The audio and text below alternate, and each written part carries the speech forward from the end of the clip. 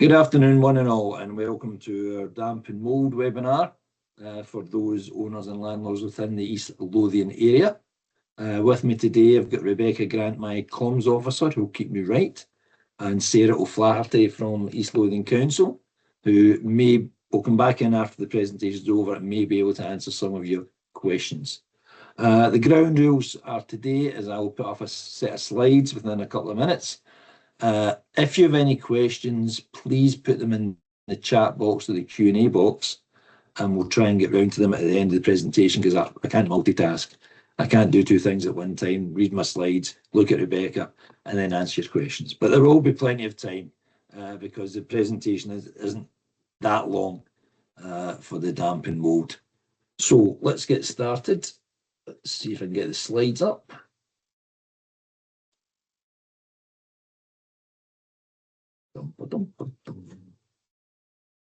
Okay. I don't even think I introduced myself. My name's Stephen Kelly, sorry, and I'm one of the education and training officers for Under One Roof. Now, hopefully you can see those slides in front of you. The first one there is our homepage. So if you go into the underoneroof.scot website, this is what will greet you. You've got a banner at the top with links to maintenance and management, events, about us, and obviously give us some money and support us. But probably the most important one on that banner is the one at the top right hand side that says Ask an Expert. And that's the one where if anybody looks at the website and can't find what they're looking for, or get bored to try to get through because there's lots and lots of information on that website, then they can simply hit the Ask the Expert button. There's no names, no addresses we're not looking for. All we're basically looking for is your email address, your local authority area, so we can go back and ask them for some money, and whether you're an owner, a landlord, a tenant, a housing professional, whatever. If you hit that button, put all your details in, we'll try and get back to you within a few days with a reply. If it's a straightforward inquiry and we're able to answer it, it will be 2 or 3 days. If it's more complicated and we have to take some more advice, because we've got some board members on Under One Roof who are solicitors, surveyors, architects. So if I'm not able to answer the question, I'll then use the people that know what they're talking about and get back to you with a reply. As I say, that's the front page. Lots of information that's valuable to owners, landlords, tenants, housing professionals, flight factors, letting agents, sort of thing. Okay. So before we look at the damp and mould causes and possible solutions, I thought I'd put this slide up. There is problems with housing stock within Scotland. In 2023, they did a Scottish Housing Condition Survey. They did one in 2025. It wasn't as in-depth as the one in 2023, where they identified at that time there was 2.7 million homes in Scotland, and many of them, nearly 900,000, were classed as tenements. The tenements are classed now not only as your red sandstone, white sandstone, traditional, what we would call pre-1919 buildings, which you see in all the main streets within Scotland. They also class other properties as tenements, and that may well be your 400 blocks, which cottage flats for those working in the housing department, converted villas, for example, multi-storey flats, deck access. Anyway, you've got a connection to another flat in the same level within the same building will be classed under the Tenement Scotland Act as a tenement. However, out of the nearly 900,000 tenements in Scotland, what this the survey said that nearly a fifth of them have urgent repair done to critical elements, need urgent disrepair done, or urgent repair done to the elements. Critical elements cover things like the roof, the walls, external doors, windows. The sort of things you walk along the street, look up and go, I need some tender loving care needed done to that. So those are the elements that they look at when they did the Scottish Housing Condition Survey. In terms of dampness and condensation, in the report they did in 2022 to 24, they decided that 3% of all dwellings, that were the 2.7 million homes identified, had rising or penetrating damp. with Aberdeen City and the Outer Hebrides, unfortunately, well above the national average. And during the same period, 8% of dwellings or homes were showing signs of condensation, with Dundee and Glasgow well above the national average. In terms of East Lothian, it was slightly below the national average of 3%. So still not great, but it's not as bad as the other big cities. Okay, so I put this slide out. If you'd sat in and listened to the managing common repairs when we did last week, it's just to make people aware of what their obligations are as terms and maintenance. So the individual ones are fairly straightforward. Anything within your flat or your house is your responsibility. So that's the walls, the doors, the windows, extractor fans, etc., are your responsibility as a homeowner. There are common repairs, obviously, that people are responsible for, and that's the usual suspects. Your roof, your gutters, your chimneys, your drains, your walls, your closed windows, not the windows in the flat, but the closed windows, and the closing stairs, if relevant. Now, some of those common repairs, if you're using your title deeds, may classify whether they're split, the cost of any repairs are split 8 ways, 10 ways, 12 ways, or there may well be some jobs that are mutual repairs, repairs that are split between owners, the likes of maybe drain pipes, chimneys, whatever. So all the landlords who are here will know that there are repair and standard requirements for you, and you've probably all ticked these boxes. Per the legislation was introduced a couple of years ago. Every property should be wind and watertight, structurally sound. Any installations have been repaired and, if necessary, and in full working order.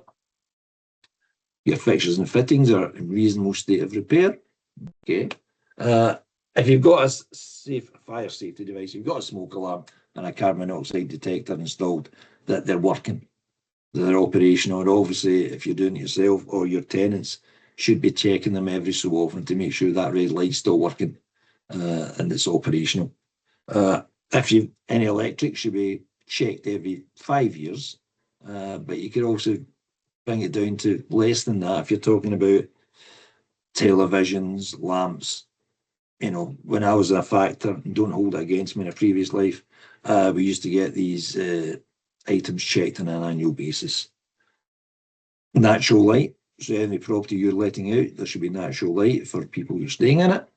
Obviously, the common spaces should be clear of obstruction, and any common spaces are obviously kept clean and tidy. That's basically the same thing. But clear of obstruction, so if there's a fire in the building, then obviously people can access it in and out of the building without any having to hurdle through bikes or whatever it is, and they kept clean and tidy again, so people don't slip on the tiles if they're going in and out of the property. Okay. So the primary reason we're here is to look at Awaab's law. The reason for the webinar sessions we're doing is that the Scottish Government has introduced Awaab's law into private rented sector. It's also into housing associations and local authority properties as well. Now, it was introduced as a result, unfortunately, a young child died in, I think it was Rochdale, a couple of years ago, through severe dampness and condensation within their own within that property they were renting out. I think it was actually rented out from a local authority. So the government in England decided to introduce Awaab's law, and the Scottish government, should I say, followed on. Okay, so what they're basically saying is landlords will have a legal obligation and deal with any complaints they've got about damp and mould.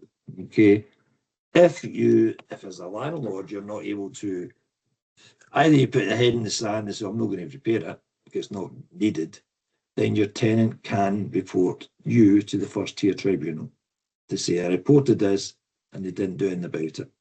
Okay, and obviously you have strict timescales to comply with the repairs process, which I'll come on to later on in the presentation. Okay, so as a landlord, you've now got a legal obligation to deal with any complaints you get. If you don't comply with that request, or you don't tackle it or rectify the problem within an acceptable period of time, then the first tier tribunal will deal with complaints and reports of non-compliance. Not 100% sure of any compensation. I'm only thinking of when the first tier tribunal deal with property factor complaints from owners, then that will go to the first tier tribunal. They'll make a decision, and if the complaint from the owner is upheld, then they will either slap the factor on the wrist or fine them. But I don't think there's anywhere now, absolutely nothing, not I've been made aware of, where there's any actual penalty charges that they would fine the landlord. There may well be, but again, depending on the severity of the landlord's non-compliance, I would imagine. Okay. This one. There we go. So there's four main areas that cause dampness and condensation and mould within a property. The first one is your rising damp. And obviously these are things that happen outside the building where you should have a damp-proof course. It goes up to about 6 inches, I think, from the bottom of the building. It's either injected in or it'll be a tape that will go over it to keep any moisture from the ground floor accessing the property. Okay, so you have a failed damp-proof course. You might have an area where the soil, every time it rains, and we get a bit of rain in Scotland, it's actually soaking the ground, and that's continued to rise, and it gets above the damp-proof course and then goes into the building. And another issue that rises from rising damp is if people build deck access. People will build constructions and extensions, and that can impact on having rising damp as well into your property, which obviously impacts on the dampness and the moisture within the building. Okay, I've put down some possible solutions. I'm not saying these are gospel and you have to do them, but it's something that is out there for you. And obviously, most people who are landlords will have to use professional advice and support to get these done. The first one is chemical injection. You could drill holes in the building and fill it up with a damp-proof cream, or insert dry rods into the building, or you could put another tape on it and make sure the tape's taken away where there's issues with it, and replace that to make sure that the water or the moisture stays out of the building. You've got self-resistant plastering. Yes. So you can strip back the damp plaster on the fabric of the building and replace it with special neutralising render. Whatever that is. Actually, the word was retarding render, and I thought I'll take it the word retarding. Doesn't sound very good. So we put in salt neutralising render, okay, to try and kick away any moisture that's coming into the building. It's like we do external wall insulation for energy efficiency on a building. It's like putting another coat on the building to keep the rain away from the building. Okay. And you can also look at the ground level reduction, try and flatten down the ground where possible to make sure the moisture doesn't continue to rise and get into the side of the building. And as I say, there's a couple of pictures there, one on the left-hand side of access to a property via rising damp, and the other one as well, as you can see, the damage to the walls is above with the skirting boards. Okay. The other major issue is things that happen is penetrating damp, and that's when we are really dealing with the fabric of the building, and that'll be water from outside. You're talking roofs, gutters, walls and masonry problems, windows and doors. So obviously, if you get slip tiles or your roof has not been looked after, and there's tiles broken or slipped, and the water's cascading into the property, that's obviously going to lead to dampness problems, water ingress problems. You may well have wall and masonry problems, and that could be coming from the cracks in the external walls, or it could be something to do if you've got chimneys, where the chimneys haven't been repaired, and again, I say they need some tender loving care, and there's cracks in there. I mean, water's one of those things that will get in anywhere. It doesn't have to be a big crack in the wall, it can be a small crack in the wall. In fact, I was again, as a factor, as I said, don't hold it against me. We managed the retirement home.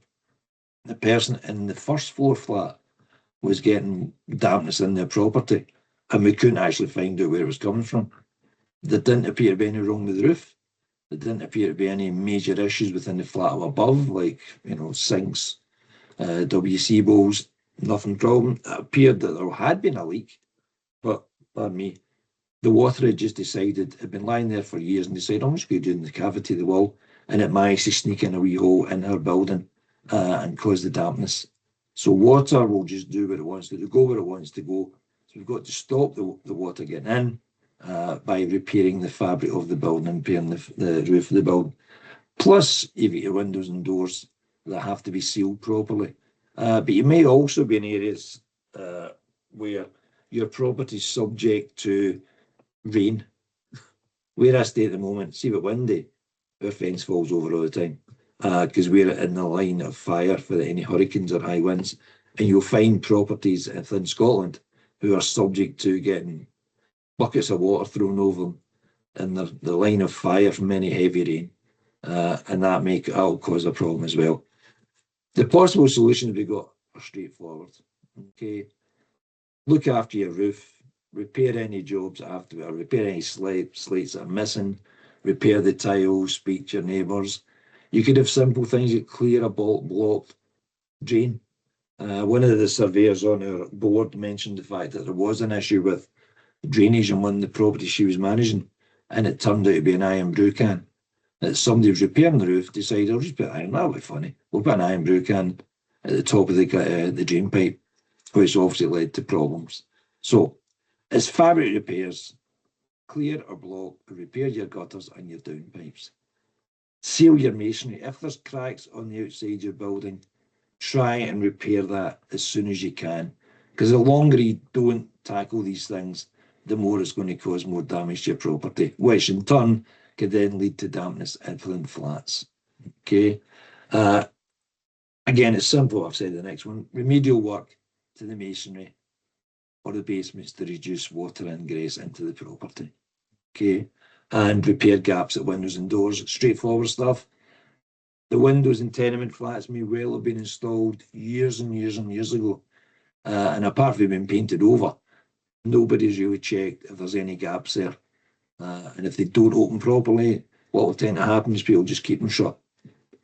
You know, in case, I can't open that window, I might not just close again. So if you're a landlord, be it a social landlord or a private landlord, please check the gaps at the windows and the doors. Because there might be, I say, rain can get or water can get into a property for all sorts of areas. Another one that crops up regularly, I mean, obviously penetrating damp, rising damp is a fabric issue, but condensation could be deemed as something within the property. And this is where you may get complaints from tenants to say, one, they'll complain the fact, I've got dampness, but you actually go and visit them, you might find it's just actually condensation. Not belittling the condensation, because obviously it can lead to illnesses, but people just think, I've got issues in the property, therefore it must be dampness. There is a difference between dampness and condensation. Touched on poor ventilation. People maybe are not opening the windows. Is there slats in the windows that they should be opening every day? Can they not open the windows for whatever reason? And if they don't do it, then it will could lead to condensation. I've put down here lifestyle habits or lifestyle choices. There was a big thing on the Scottish Housing News last year sometime. You had disagreements between somebody from a social landlord background and an architect.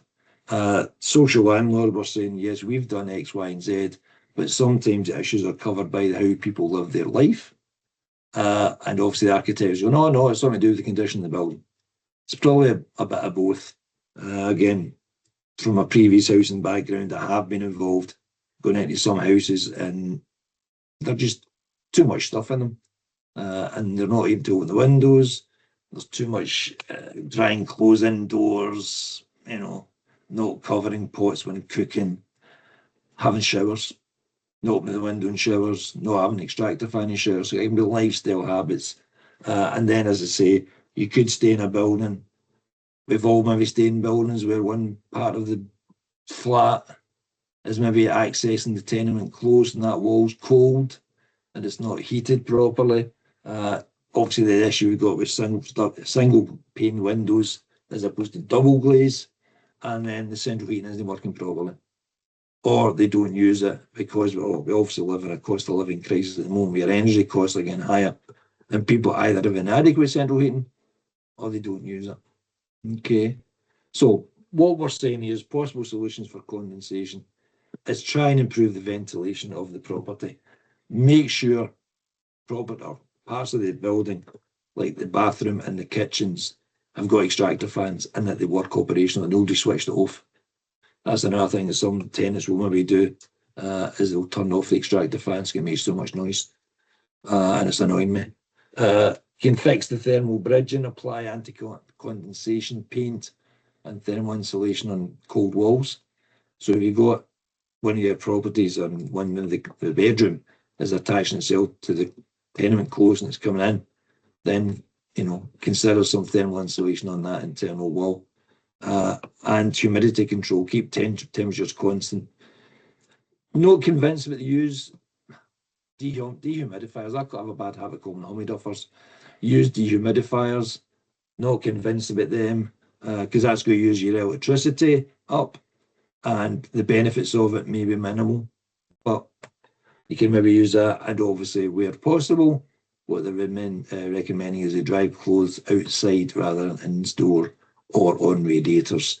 And this is very much a case of as I say, not as I do, because my wife tends to wash or dry clothes on the radiators.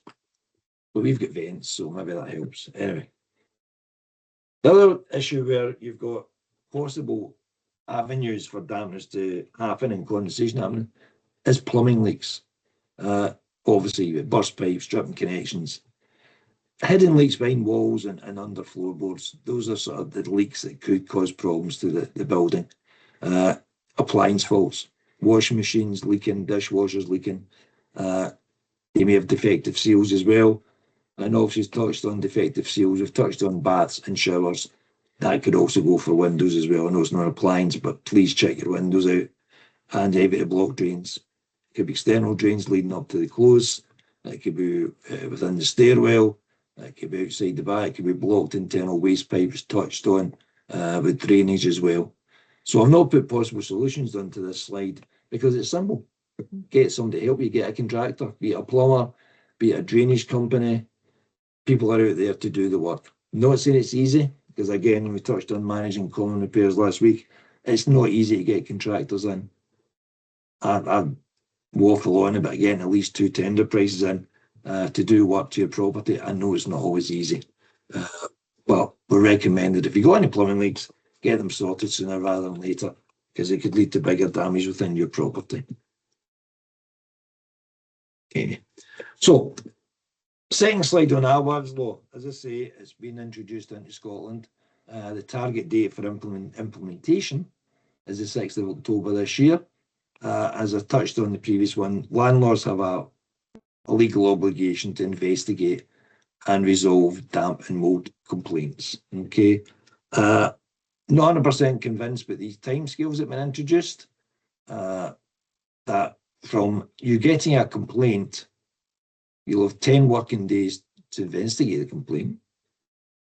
So you have to visit the person, inspect it, and what it says in the legislation, that the inspection should be carried out by a competent person. Now, is that the landlord? Does the landlord have certain skills that think, oh, I'm fine, I'll go and be, I'm a competent person? Or do you have to get a contractor out to do the work as well? And that could lead to complaints as well. So if you're a landlord and you think you've got the skills, you then go out, check the building and think, okay, in my opinion, there's a condensation problem, therefore you have to open the windows. And you go away. Will you get a complaint for your tenant that, no, you didn't know what you're talking about, you didn't have the proper skills? It's the downside, in my opinion, about legislation.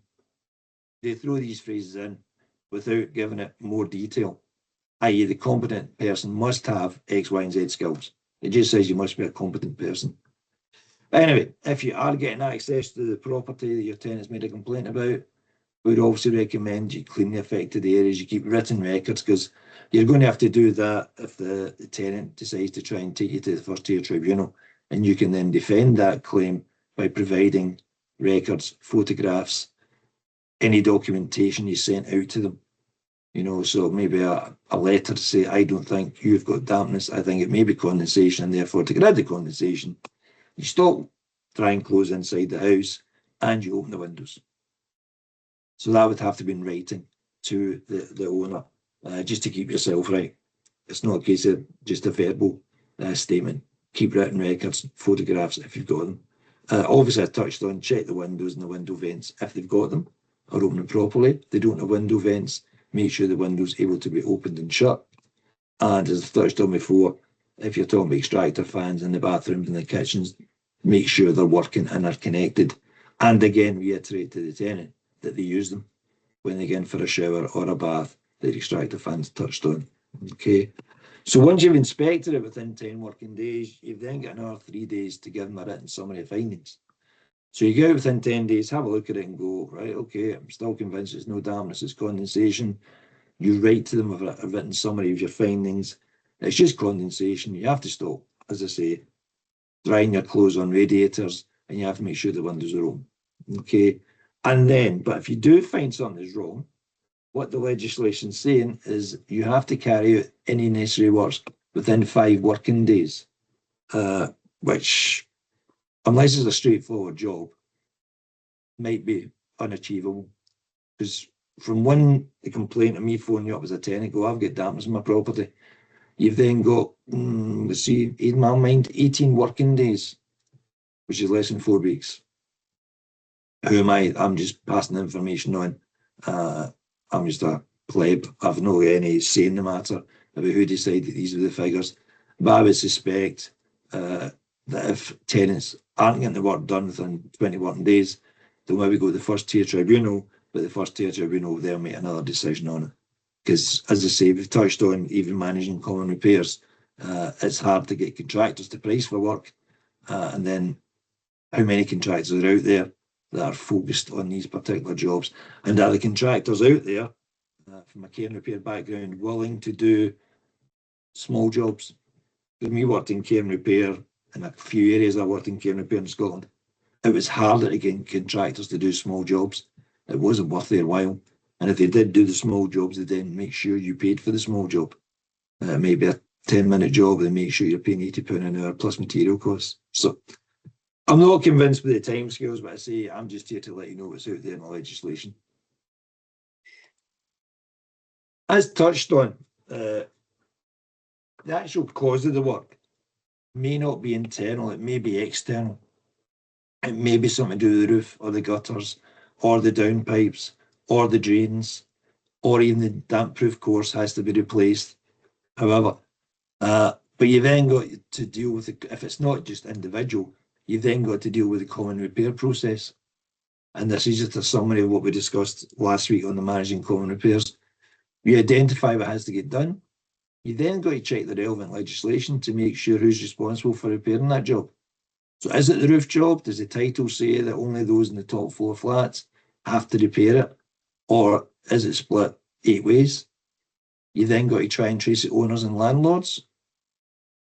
Once you find them, if you can find them, you then got to arrange a meeting, get quotes, vote on the proposed plans. So we're going to roof the property.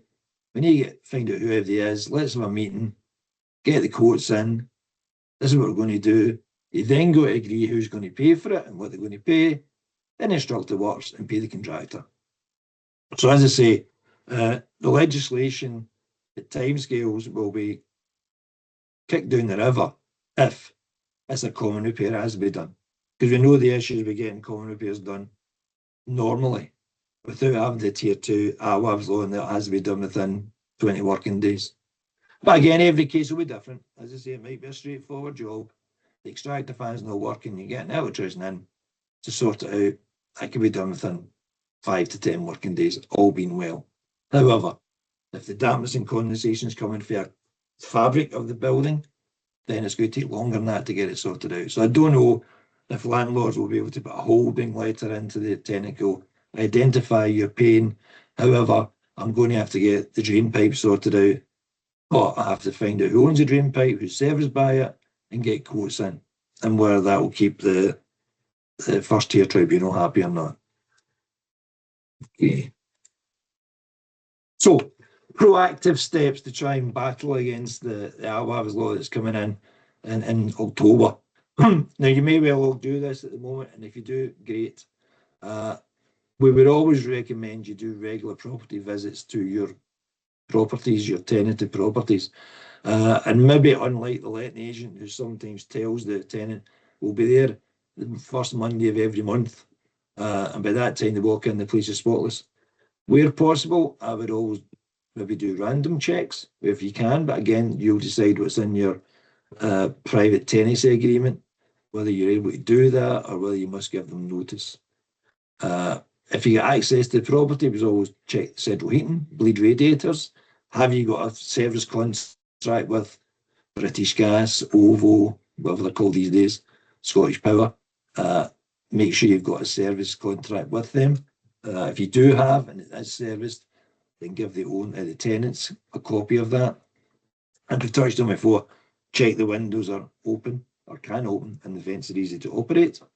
Touched on extractor fans, the same thing, make sure they're connected to the areas where they may attract moisture and that they're properly connected. As I touched on there, provide tenants with safety documents and service documents and how they can manage the property when they're in it. Check your private rental tenancy agreement. From a fabric condition, from a common repairs and a managing common repairs background, we would always recommend you get the gutters cleaned and the roof checked annually, if not only from fabric conditions side of things, but also from the insurance side of things. We've had a couple of complaints recently from inquiries, should I say, from owners who contact us complaining about the insurance company hasn't dealt with the claim properly. And the reason being the insurance company has asked them a question, well, when was that roof last checked? 5 years ago. And we all know insurance companies you don't really want to pay out. And that's their get out clause. So if you're not getting the roof checked annually and you have a problem with the roof, you've got insurance, chances are you might not get your claim settled. If it is a bigger job or even a smaller job, speak to specialist contractors and get their advice on it. We'd always recommend you deal with specialist contractors and not a jack of all trades, master of none. Speak to contractors for advice and see if they can do the work and how long it's going to take the work. If you're getting quotes in, how long will it take to do this job if I instruct you to do it? And if you're talking about energy efficiency issues, it could be the central heating or the radiators. You can maybe consider contacting Home Energy Scotland. Very good website, lots of information on central heating, energy efficiency, projects, and grants that might be available for you. Okay. So finally, how can we help? Again, if you're at a Common Repairs webinar, you'll have this copied. There's useful information on our website, Repair Checker, touched on that's the expert thing. If you haven't done so, please subscribe for the monthly e-newsletter. And we've got a YouTube channel as well, where you can look back at other presentations we've done on managing common repairs, on insurance, on mandatory owners association, which is well in the future, and also damp and mould presentations were done previously by Jacqueline, who's now left me. And I'm on one again. That's like Cat started last week, so I'm on one again. So I should have said at the start that you'll all be copied in with the recording of this presentation and a copy of the slides for your records. But part of the slides you'll get is a feedback question. So please, when you've got time, not asking you to do this now, when you get a copy of the slides sent out, so please use this QR code, I think it's called, and that'll lead you to a feedback question. And please answer it honestly. Was this informative? Was I just talking rubbish? I'll take it to heart. I don't take it to heart. I'm too old to take things to heart anymore. But please use the feedback question. It helps us grow and helps us try and improve for future webinars. So thank you for listening. Hope it wasn't too onerous for you. And now we'll see if there's any questions. Let's stop sharing. There we go.